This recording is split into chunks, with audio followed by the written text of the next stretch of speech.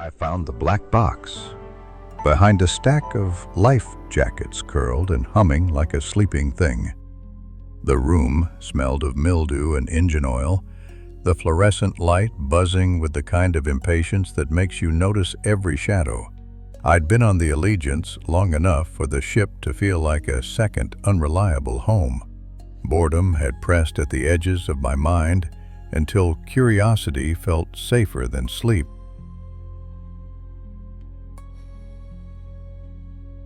I found the tapes in a metal cabinet, dusty spines labeled in a looping hand, bridge event logs.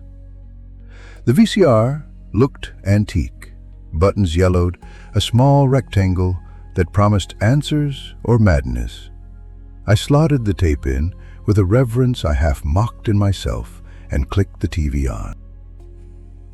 The black and white image took as long to wake as I had.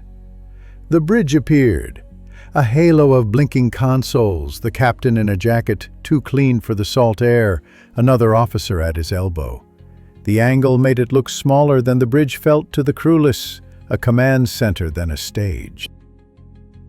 "Mayday, Mayday," the captain said into a radio. His voice on the tape was measured, the way people speak when they are still trying to organize fear into words.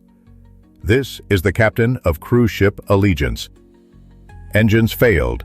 Coordinates 8.7832 south, 124.5085 west. Lights along the hull." I watched their eyes go to the same windows the way I had that morning when nothing but water lay outside my cabin and the sky was a flat sheet. The captain repeated the call while someone fiddled with dials. Then metal slammed in the distance on the tape, on the real ship, or in my head, I couldn't tell. They ran to the glass. "What the hell are those things?" the captain yelled. On the screen, a dark, humanoid silhouette pressed against the glass, and the light in the corridor made it seem like someone had cut holes through the night. Movement too angular to be human, too deliberate to be wave, motion rifted along the hull. The other officer said a name, and then the tape let loose a sound I felt in my teeth. Flesh, friction, the short, impossible cry that ends in static. The captain bolted a door with a lever that clanged and held for a breath. The door did not hold. The denting thuds began low and then high, like someone bouncing a lead bell. On the tape, the rubbish of a doorway collapsed and a shadow stepped through, mouth a cavern that was wrong in proportion, making a noise like metal being grinded into memory. The image fuzzed into snow, and a final wet, halting scream bled through the speakers. The intercom clicked on in my real room, its flat drone rolling into me like a tide. "Hello, passengers. This is your captain speaking." My ears knew the cadence because I'd heard it 100 times. The voice was the same as the one in the tape. Familiar, comforting. Now a coat that no longer fit. "If you look outside, you'll see nothing but water."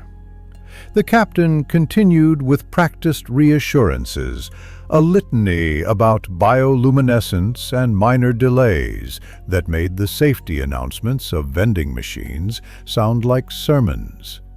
I should have laughed. I did not. The hair at the nape of my neck unreeled like fishing line. Less than 5 minutes after the intercom finished, the screams started down the corridor, thin at first, then full and raw. They had the immediate geometry of the tape's final sound, the same syllableless ending, that bottleneck of air, where a voice loses its human expectation and becomes something predatory. My palms went slick on the edge of the metal cabinet. The ship thrummed around me, an animal dreaming, bulkheads humming in sympathy. I pressed pause on the TV out of reflex, but the intercom has no rewind. The sound outside my door was not on the tape. It was in metal and breath.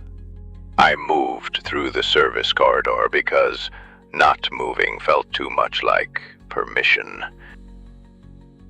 The lighting was a jaundiced strip that threw deep pools of black. The carpet smelled of bleach and worry.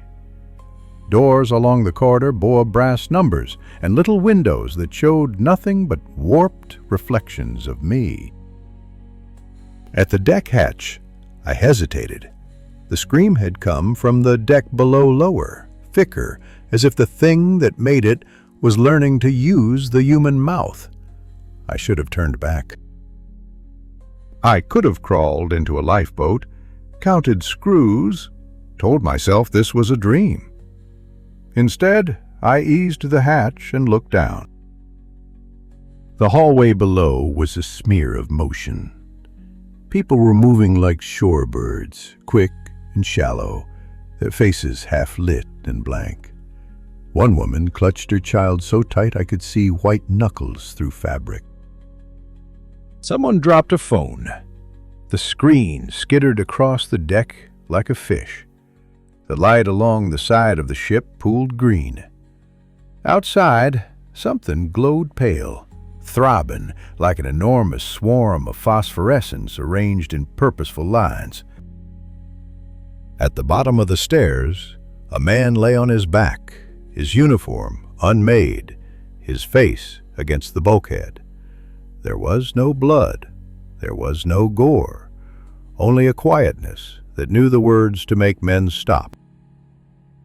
He stared up at me, as if expecting help. His mouth hung open in an expression that could be read two ways: shock or the beginning of an invitation. Behind him, at the far end of the corridor, a shadow unfolded, stepping through a doorway with the slow grace of water, finding a crack in rock. It moved like someone imitating a human, jointed, deliberate, with edges that didn't belong to any anatomy I recognized. The creature's head tipped as if listening to a music I could not hear. For a breath, the bridges recorded. Captain looked at me from a small screen in my hand. Because the VCR's small red light still glowed in the dark room where I'd watched earlier. The image of him alive on tape, and the man below me, dying without spectacle, folded into one another. Mayday, his voice in my head said again. Recorded and live, a loop pinning me to the deck. The creature turned its head. It had learned to listen. I could run. I couldn't run.